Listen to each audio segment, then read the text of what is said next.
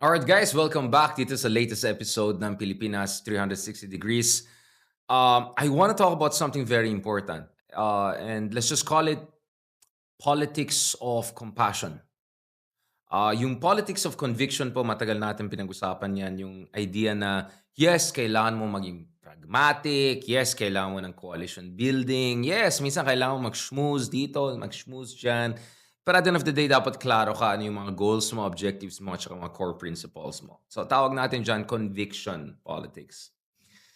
But today, I want to talk about something even more important sa akin palagay, no? In the context of what we're seeing nowadays. Kung saan, sa akin palagay, liberalism, ay talagang increasingly, they're being politically marginalized because they're being seen as censorious, snob, snooty, self-righteous, elitist people. So, I want to talk about the politics of compassion as a way to revive progressive politics, as a way to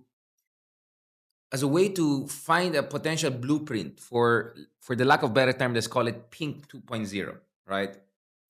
And let me start with a few anecdotes.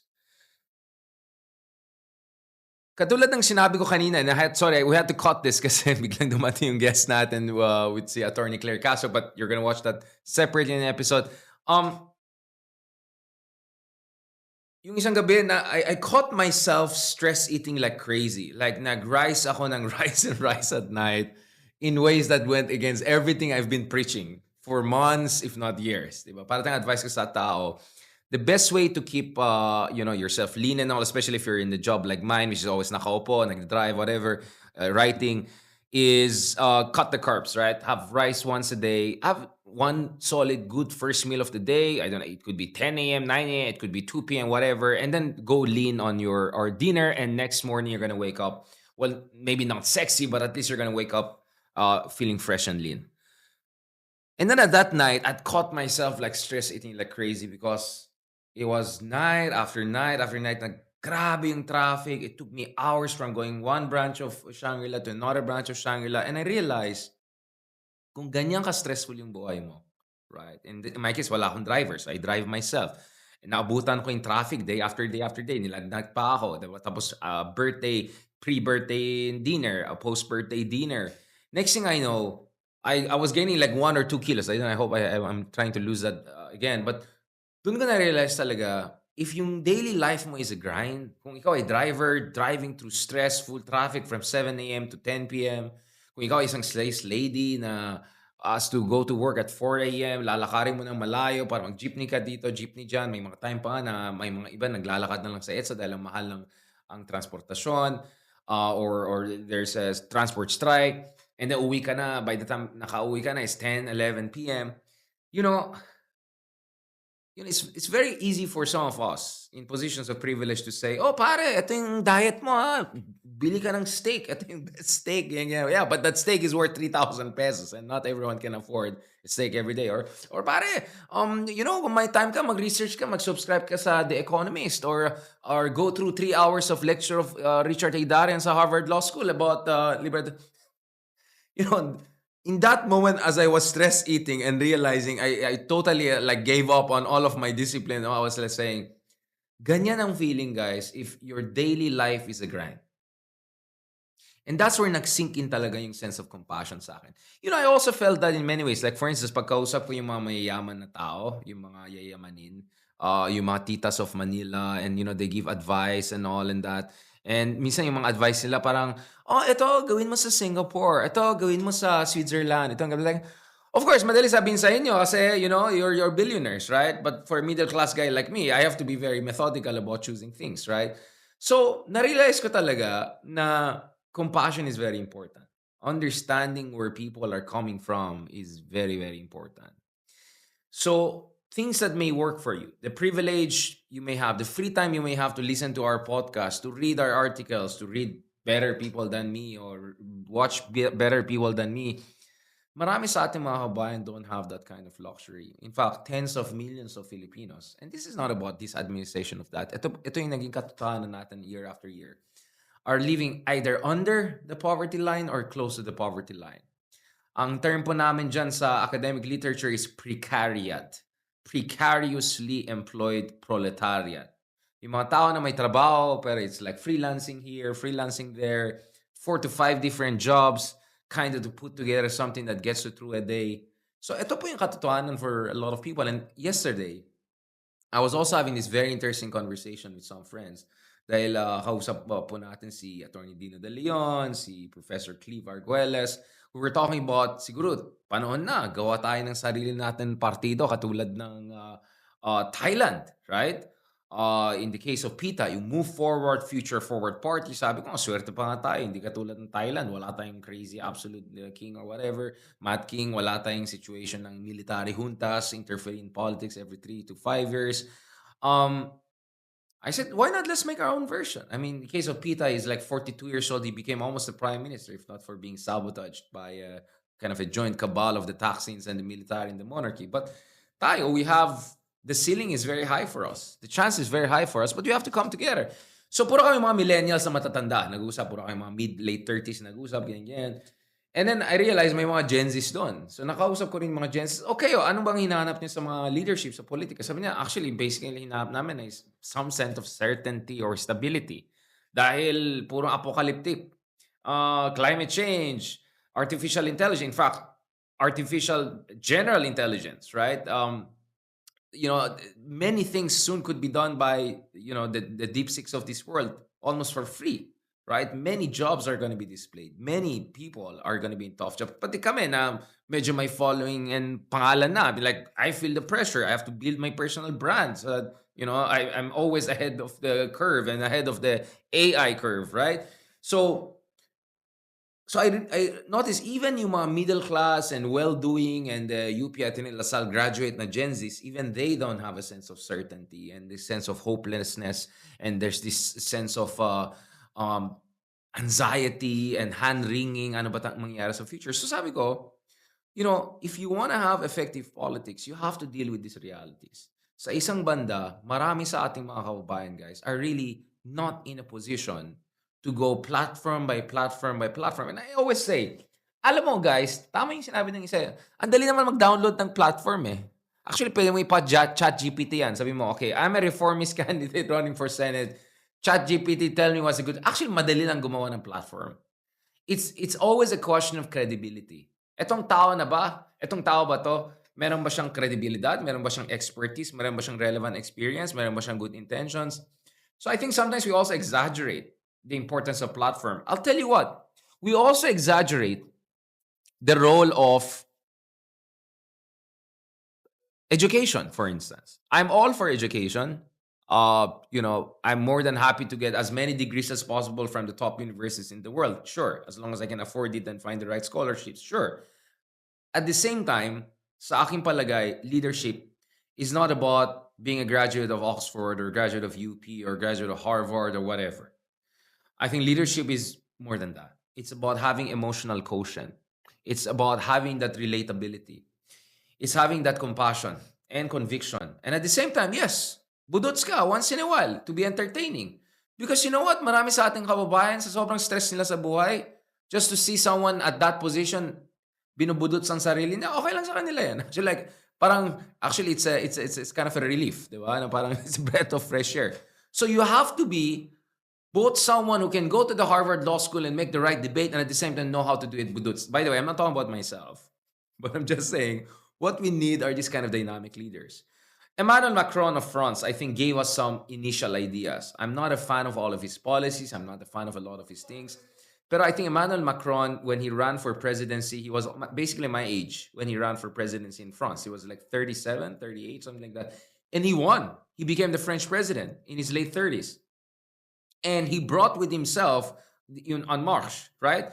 A group of mathematicians, statisticians, academics, and then he completely wiped out the traditional left and socialist party, etc., and dominated the new parliament in France. If you look at the case of Macron, right? He gave us some ideas about how to do politics for the 21st century and how to do it in a fresh and energizing way. And with Macron, again, you can make issues about Macron, whatever, but a part of me actually likes how Macron brings fashion and glamour and, he promotes, basically indirectly promotes startup watch companies like Bell and Rose, for instance. some of the, some sense of style he brings, kind of a Kennedy glamour he brings, the campaign of Choose France that he brought, which explains partly, if not more than partly, why, if you look at the top 10 richest people, you're going to find that there's one or two French people there who have something to do with luxury brands, among others. So I think Macron, who became president in his late 30s of one of the largest and most powerful countries in the world in terms of power and GDP size, and then you had the case of Pita in Thailand, in a country, developing country, Southeast Asian country like ours, that almost became prime minister, just 41, 42 years old, fresh ideas, progressive ideas. All of this tells us that we have to get rid of the old templates. We have to come up with some new ideas. We have to come up with fresh ways of dealing with politics and winning over people. Winning over yung ating mga kababayan na nagtatrabaho bilang araw, just the whole, every day is a grind. Yung mga kababayan natin sa mga probinsya, I mean, I'm saying, I've been to parts of the Philippines. I come from Baguio City. Baguio City's Human Development Index is practically the same as Chile, Croatia, so almost EU level and almost second first world level. But I've been also to parts of Mindanao and Philippines whereby the Human Development Index is sub-Saharan Africa level. So, ang maraming lugar sa ating bayan kung saan grabe feudalismo talaga. Warlordism na talaga. In those places, guys, good luck if you don't follow the script. Yayarin ka ng mga warlords. Yayarin ka ng warlords. Yung government institutions dyan are besieged by warlords. Doon ang nangyari mga mambo-jumbos most likely. Yung command vote, papasok yan doon sa mga warlord-dominated provinces. That's a reality. That's a reality. That's why pro-admin candidates will always do better in midterm elections by a factor of 5 to 10%. These are realities. So kaya hindi ka pwede mag-voter education lang in this kind of a pa-cute, in this kind of a pa-cute, let me educate you, elitist, censorious, know-it-all way. And I'm saying this consciously as someone who comes off, I know many people think like, oh, Richard is actually that annoying know-it-all guy. But actually, ginagawa ko yan doon sa mga elitist.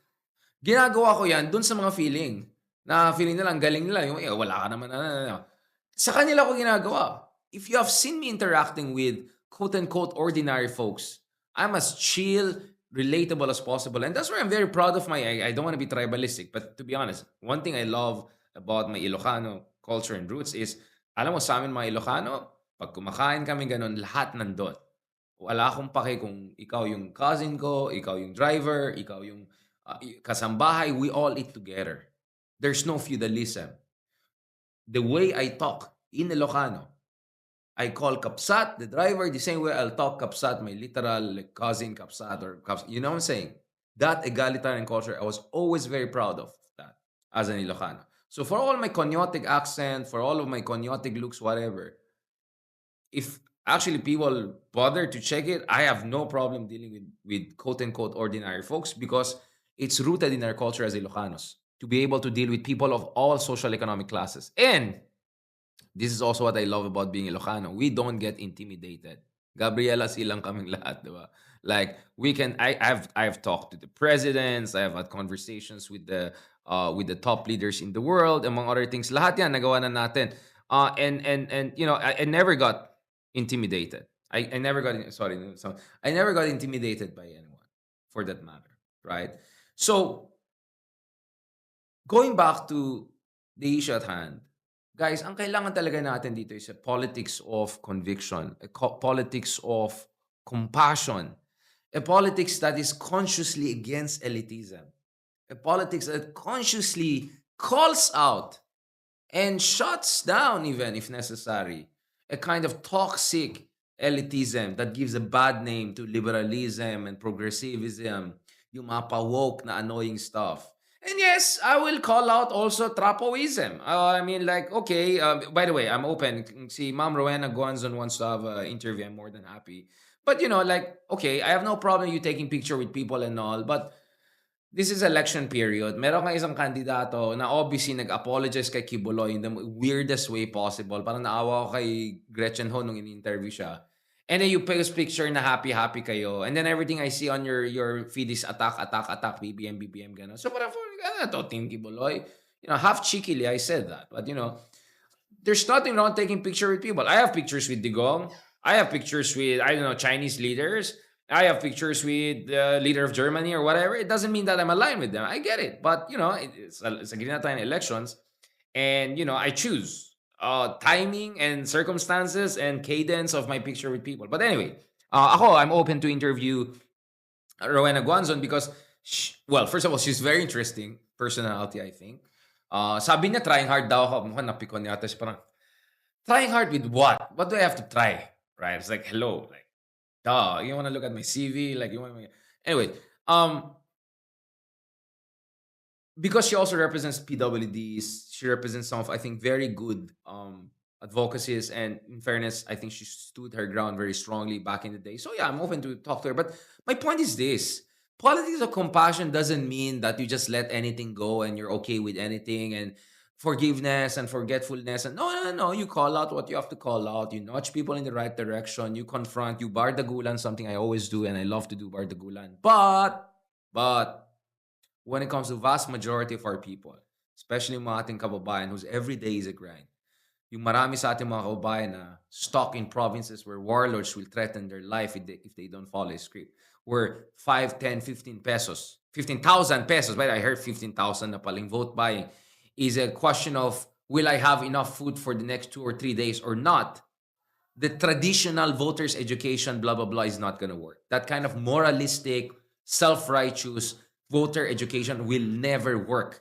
What you need is a compassionate form of dialogue and listening tour. For heaven's sake, I want more of our friends to go around and listen actually to the people. Bakit kayo bumoto dito? Kasi sabihin mo, bakit ka bumoto dyan? Bumaba tayo! Ganon, di ba? I mean, of course, I do that in certain contexts. But, I even explain it.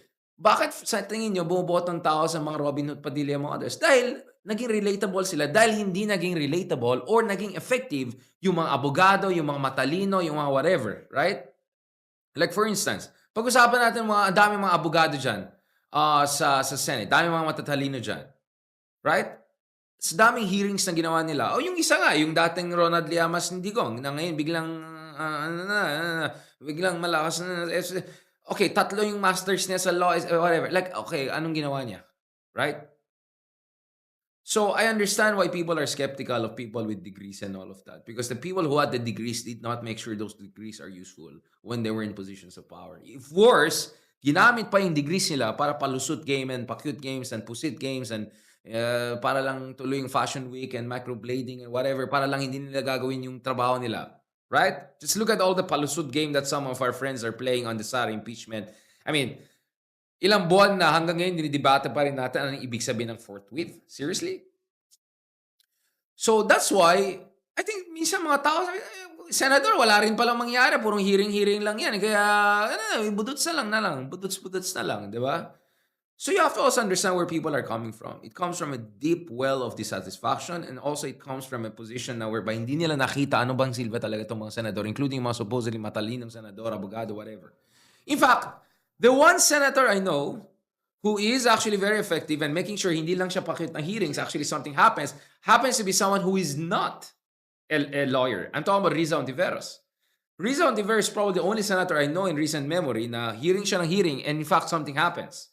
Alice Go, na-expose. Guo Haoping, na-expose. Potential agent of Ministry of Security Service of China. Boom. Kiboloy, expose, warrant of arrest. Boom. Nagawa niya. So actually, you need more Riza Ontiveros types. Matapang, palaban, willing to risk it. Charismatic, relatable, progressive. So, honestly, I think the way of the future is not only Riza Ontiveros, but millennial version of Riza Ontiveros, Gen Z versions of Riza Ontiveros. Because if there's one thing you notice with Riza Ontiveros, mukha siyang mestiza, Ateneo graduate, matalina among others, but she never comes off as intimidating, let me educate you, elitist and all. At yun ang pinaka-na-appreciate ko kay Riza Ontiveros. But for me, Riza Ontiveros is not supposed to be the end-all, be-all of this equation. Para sa akin, yung success of Riza Ontiveros, ayan naman tayo, mga dilawan na to kami. Disinformation. Yeah. Of course there's disinformation. Dayan, yeah. But what? But Riza Ontiveros won pa rin. Okay? Riza Ontiveros still won. So maybe, instead of just yapping about Learn from what Rizal Tiveros, anong ginawa ni Rizal Tiveros to be successful in 2016 and 2022 in the two tough races kung saan nanalo yung team Kadiliman, Kasamaan, whatever you want to call them. Right? Learn from her case study and then try to replicate her case study. And I'll tell you what, Rizal Tiveros brings together two elements: politics of conviction, politics of compassion.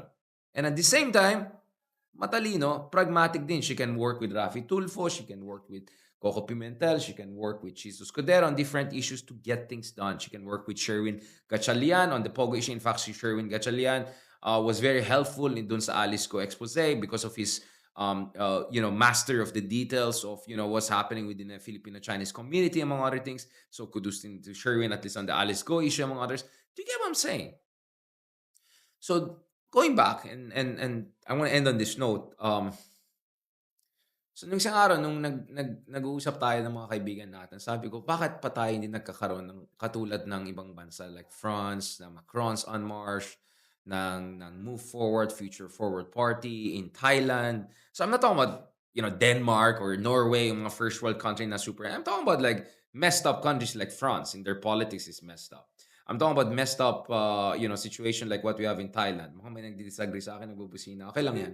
Okay lang yan. Mamaya, awayin natin, babardagulan natin. Ang point ko is, tingnan mo, sino lang ba yung may chance na maging senador na millennial? Thank you, thank you. Andiyan na nga yung kapatid na, andiyan yung nanay niya, dating tatay niya nandun. We need more millennials, we need more Gen Zs in positions of power and influence. And speaking of more millennials and Gen Zs in positions of power and influence, we have to figure out what hasn't worked, what doesn't work, and what is right and what we should do and work on that. Right? I think some of us are still running the Obama campaign of 2008. Yes, we can. Wala na, you have to reinvent na eh. And hindi nga nag-work eh. Kamala Harris was supposed to be basically a kind of a replication of Obama for 2022. It didn't work. It didn't work. So, ito rin yung payo ko dun sa ibang kaibigan natin na may resources, at sinasabi na wala na sila ng pag-asa sa Philippines dahil sa ang hina ng opposition. Well, maybe you're not investing in the right candidates. Maybe you're not talking to the right people. Maybe you want to reach out to other people, a new generation, and give them voices. So in short, guys, may pag-asa ang Pilipinas. In short, guys, marami tayong pwede ma-achieve. In short, guys, ang dami pa mga galing na hindi pa rin or hindi pa pumasok sa politika, but they could be there down the road. But certain elements have to come together. But the first thing we have to get right is the mentality, the right state of mind, conviction, compassion, and yes, a degree of pragmatism to be able to work with different people. Thank you very much, guys, again for listening to this latest reflection episode of Pilipinas 360 Degrees. Abangan nyo rin, of course, yung interview natin with Attorney Claire Castro kung saan dami natin mga bardagulan na ginawa. Of course, para naman mabash na naman tayo ulit ng mga kaibigan natin na DDS. Salamat. Thank you very much. And talk to you soon. Salamat po. Thank you.